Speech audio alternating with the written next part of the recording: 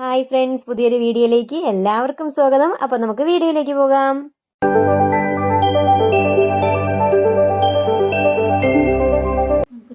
നമ്മളിന്ന് ഉണ്ടാക്കാൻ പോകുന്നത് നല്ല ടേസ്റ്റിയും ഹെൽത്തിയും ആയിട്ടുള്ള മുരിങ്ങയില പൊടിയാണ്. നമ്മൾ ദോശയ്ക്ക് ഒക്കെ ചമ്മന്തിപ്പൊടി ഉണ്ടാക്കത്തില്ലേ, അതുപോലെ നമുക്ക് കഴിക്കാൻ പറ്റുന്നതാണ്. ദോശയുടെ കൂടെയും ഇഡലിയുടെ കൂടെയും ചോറിൻ്റെ കൂടെയും ഒക്കെ കഴിക്കാൻ പറ്റുന്ന ഒരു പൊടിയാണ് ഈ മുരിങ്ങയില പൊടി. അപ്പോൾ അതിനായിട്ട് നമ്മളിപ്പോൾ 5 കപ്പ് മുരിങ്ങയില എടുത്തിട്ടുണ്ട്.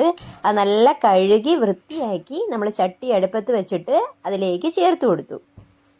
ഇനി ഇത് നല്ലപോലെ വഴറ്റിയെടുക്കണം. അപ്പോൾ നമ്മൾ നല്ല ക്രിസ്പിയായിട്ട് വഴന്ന് വരുന്നത് വരെയും ഇത് വഴറ്റിക്കൊണ്ടിരിക്കണം.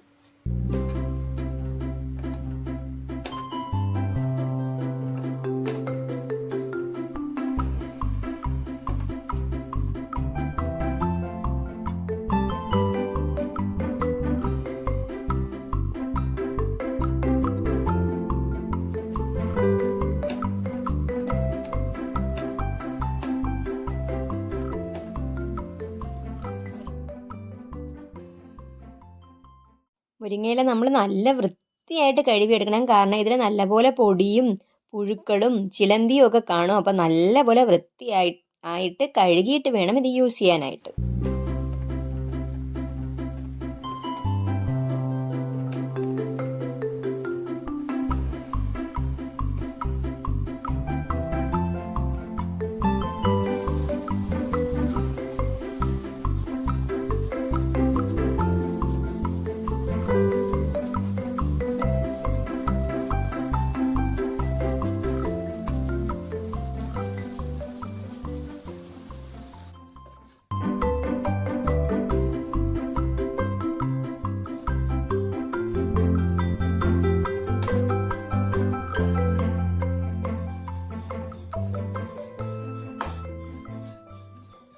ഇതിപ്പോൾ നല്ല ക്രിസ്പി ആയിട്ട് വന്നിട്ടുണ്ട്. നമ്മൾ കയ്യിലെടുക്കുമ്പോൾ തന്നെ നമുക്ക് നല്ലപോലെ മനസ്സിലാവും. അപ്പോൾ ഈ ഒരു സമയം നമുക്ക് ഈ മുരിങ്ങയിലയെ മാറ്റി വെച്ചേക്കാം. ഇനി നമുക്ക് ചട്ടിയിലേക്ക് വെളിച്ചെണ്ണ ഒഴിച്ചു കൊടുക്കാം. നമ്മളിപ്പോൾ 1 ടീസ്പൂൺ വെളിച്ചെണ്ണയാണ് ഒഴിച്ചു കൊടുക്കുന്നത്.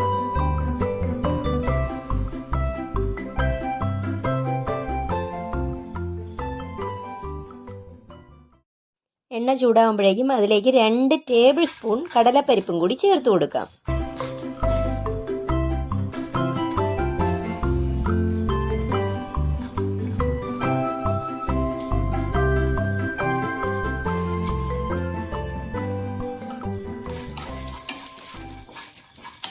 അത് ചെറുതായിട്ടൊന്ന് വഴറ്റി കൊടുത്തിട്ട് അതിലേക്ക് നമുക്കടുത്ത് 3 ടേബിൾ സ്പൂൺ സാമ്പാർ പരിപ്പും കൂടി ചേർത്ത് കൊടുക്കാം. കൂടെ തന്നെ 3 ടേബിൾ സ്പൂൺ ഉഴുന്ന് പരിപ്പും കൂടി നമുക്ക് ചേർത്ത് കൊടുക്കാം. 2 ടേബിൾ സ്പൂൺ മല്ലിയും കൂടി ചേർത്ത് കൊടുക്കണം. ഇതെല്ലാം കൂടി ചേർത്ത് നമുക്കൊന്ന് വഴറ്റിയെടുക്കാം.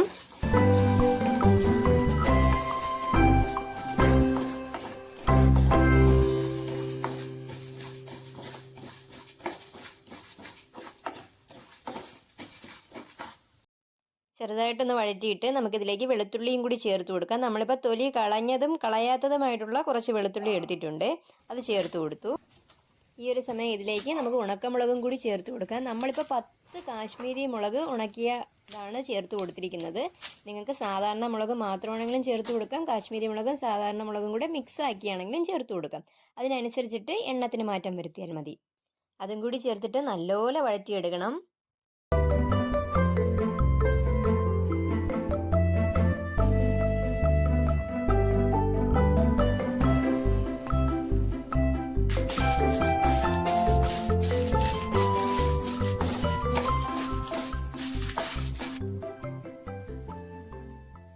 ഈ ഒരു സമയം നമുക്കിതിലേക്ക് 3 ടേബിൾ സ്പൂൺ കപ്പലണ്ടി കൂടി ചേർത്ത് കൊടുക്കാം.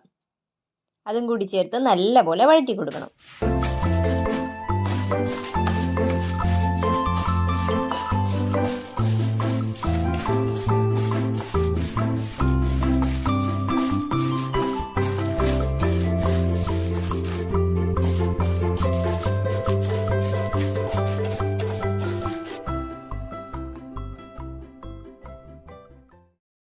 ഇത്രയും വഴലുമ്പോഴേക്കും നമുക്ക് നമ്മൾ വറുത്ത് വെച്ചിരുന്ന നമ്മുടെ മുരിങ്ങയിലയും കൂടി ഇതിലേക്ക് തട്ടിക്കൊടുക്കാം. ഇതും കൂടി ചേർത്ത് ഒന്നും കൂടി വറുത്തെടുക്കണം. ഇതെല്ലാം കൂടി നല്ലപോലെ ക്രിസ്പിയായി കിട്ടണം.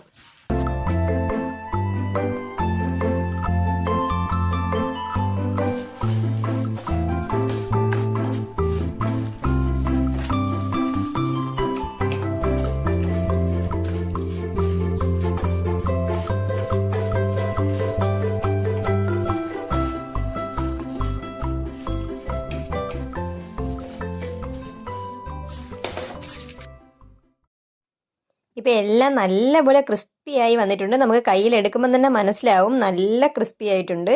ഈ ഒരു സമയം നമുക്കിതിന് ആവശ്യമായിട്ടുള്ള അത്രയും ഉപ്പും കൂടി ചേർത്ത് കൊടുക്കാം. നമ്മളിപ്പോൾ 1 ടീസ്പൂൺ ഉപ്പാണ് ചേർത്ത് കൊടുക്കുന്നത്. നിങ്ങൾ നിങ്ങളുടെ ടേസ്റ്റിനനുസരിച്ചിട്ടുള്ള ഉപ്പ് ചേർത്ത് കൊടുക്കുക. അതും കൂടി ചേർത്ത് നമ്മൾ മിക്സ് ചെയ്ത് കൊടുക്കുക. ഈ ഒരു സമയം നമുക്കിതിലേക്ക് കുറച്ച് പുളിയും കൂടി ചേർത്ത് കൊടുക്കാം. ഒരു കുഞ്ഞ് നെല്ലിക്കയുടെ വലിപ്പമുള്ള പുളിയാണ് നമ്മളിതിലേക്ക് ഇപ്പോൾ ചേർത്ത് കൊടുക്കുന്നത്. അതും കൂടി ചേർത്ത് മിക്സ് ചെയ്ത് എടുക്കുക.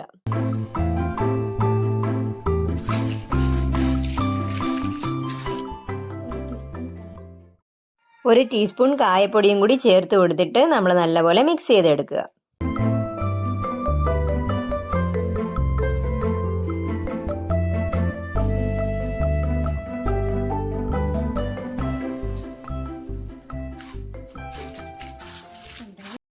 എല്ലാം നല്ല ക്രിസ്പി ആയിട്ടുണ്ട്. നമുക്ക് കയ്യിലെടുക്കുമ്പോൾ തന്നെ മനസ്സിലാവും. അപ്പോൾ ഈ ഒരു സമയം നമുക്ക് തീ ഓഫ് ചെയ്ത് കൊടുക്കാം. ഇനി ഇത് തണുത്തിട്ട് നമുക്ക് പൊടിച്ചെടുക്കണം.